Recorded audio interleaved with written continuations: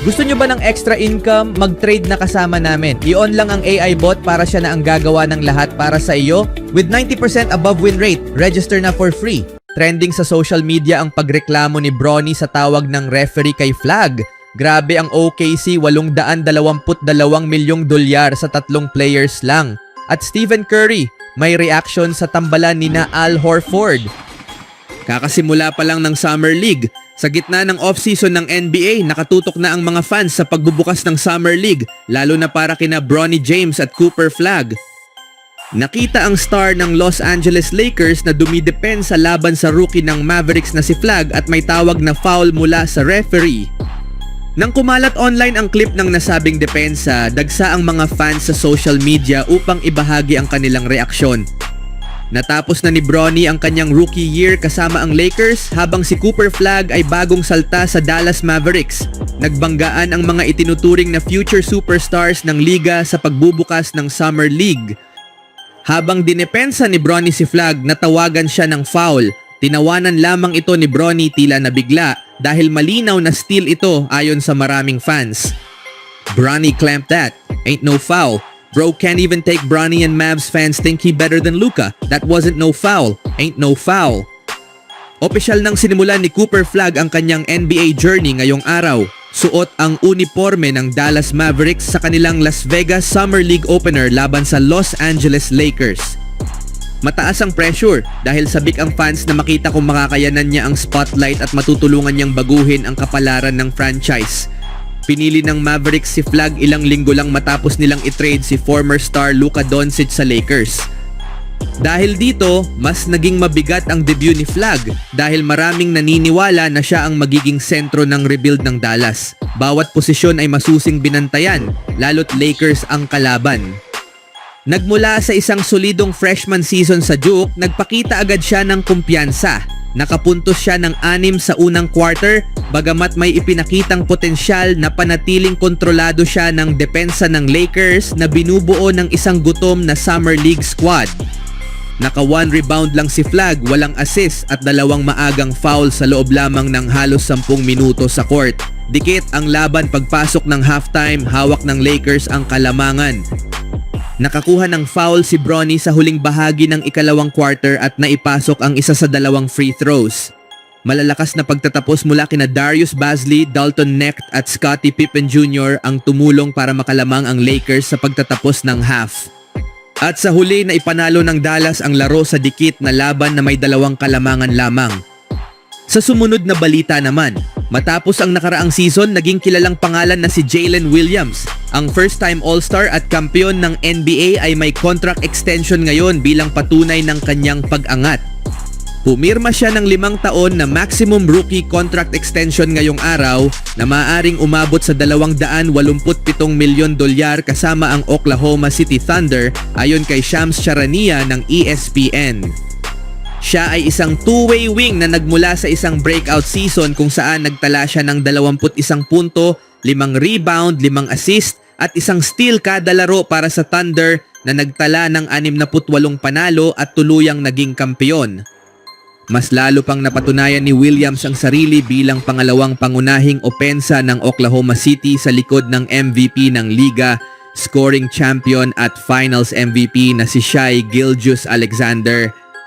Habang lumilitaw siya bilang mahalagang bahagi ng championship run ng Thunder, napansin siya ng NBA legend na si Scottie Pippen na nagsabing nakikita niya ang sarili niya sa bagong star ng liga. Katulad ni Pippen, si Williams ay hindi gaanong kilala noong high school at nagpakitang gilas sa isang mid-major college bago maging first-round pick sa NBA draft. Sina Pippen at Michael Jordan ay nanalo ng 6 na championships para sa Bulls. Ngayon, sina Williams SGA at ang sentro na si Chet Holmgren ay may pagkakataong bumuo ng sariling dynasty sa Oklahoma City. Nakatuon na ngayon ang Big 3 ng Thunder sa pangmatagalang pananatili sa team. Ayon kay Charania, ang pinagsama-samang halaga ng kanilang mga extension ay maaring umabot sa $822 milyong na magtitiyak ng kanilang pagsasama hanggang sa katapusan ng dekada. Bagamat si SGA ang leader ng Thunder, binubuo ang team ng mga young players na handang gampanan ang kani-kanilang papel kabilang si Jalen Williams, Ayon kay Williams, mas madali ang pag-unlad ng isang team kapag tanggap ng bawat isa ang kanilang role para sa ikabubuti ng lahat. Kinuha siya ng OKC bilang ika-12 overall pick, 10 pick pagkatapos nilang kunin si Holmgren. Sa kanyang 3 taon sa NBA, naging mahusay siya sa opensa at depensa, may career 3-point shooting na 38%. Noong nakaraang season, naging bahagi siya ng NBA All-Defensive Second Team at tumulong sa Thunder na maging best defensive team ng season. Sa playoffs, nagpakitang gilas siya sa scoring at clutch plays kabilang ang 40 puntos sa Game 5 ng NBA Finals kontra Indiana. Sa kabuuan ng championship run ng Thunder, nag-average siya ng 21 puntos, 5 rebounds, 4 na assists at 1 steal. Dahil sa kanyang all-around performance, binigyan siya ng maximum contract extension bilang isang ganap na star at kampeon. Sa huling balita, magkasabay sa pangalan sina Stephen Curry at ang Golden State Warriors. Kaya natural lang na tanungin ang future Hall of Famer tungkol sa kanyang team saan man siya magpunta, kahit sa off-season. Iyan mismo ang nangyari ngayong araw sa South Lake Tahoe, Nevada kung saan muling lumahok si Curry sa American Century Championship Golf Tournament. Isa sa mga natanong kay Curry ay ang posibilidad na pumirma ang Warriors ng veteranong free agent sa frontcourt na si Al Horford. Ang sagot ni Curry ay maaaring nagbigay ng pahiwatig tungkol sa plano ng Golden State. He's a champion, great player, sabi ni Curry tungkol sa 39 na taon na 5-time NBA All-Star ayon kay Anthony Slater ng The Athletic. When all that stuff happens, I'll talk about it. Ang biglaang pag-shift niya mula when papuntang if ay agad naging usap-usapan sa social media lalo't naiugnay na kamakailan si Horford sa Warriors. Posibleng magdesisyon ring magretiro si Horford. Sa nakalipas na 4 na season at 7 sa kabuuan, naglaro si Horford para sa Boston Celtics at kasama siya sa kanilang championship run noong nakaraang taon.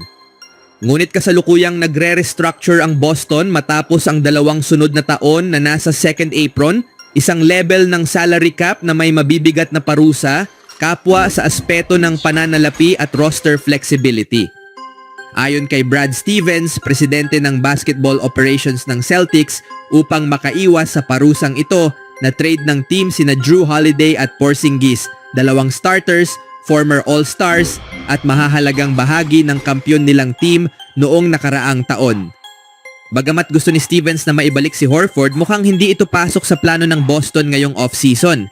Ganito rin ang kaso ng isa pang sentro, si Luke Cornett na lumipat sa San Antonio Spurs sa free agency. Sa kabilang banda, nangangailangan ng Warriors ng frontcourt help matapos umalis si Kevon Looney at pumirma sa New Orleans Pelicans. Kahit pa may edad na, mataas pa rin ang produksyon ni Horford sa NBA. Nakapaglaro siya sa 60 regular season games nitong nakaraang season kung saan nag-start siya sa 42 laro at nag-average ng 27 minuto kada laro. Sa panahong iyon, nagtala siya ng 9 na puntos, 6 na rebounds at 2 assists kada laro habang may shooting percentage na 42% mula sa field at 36% mula sa 3-point range.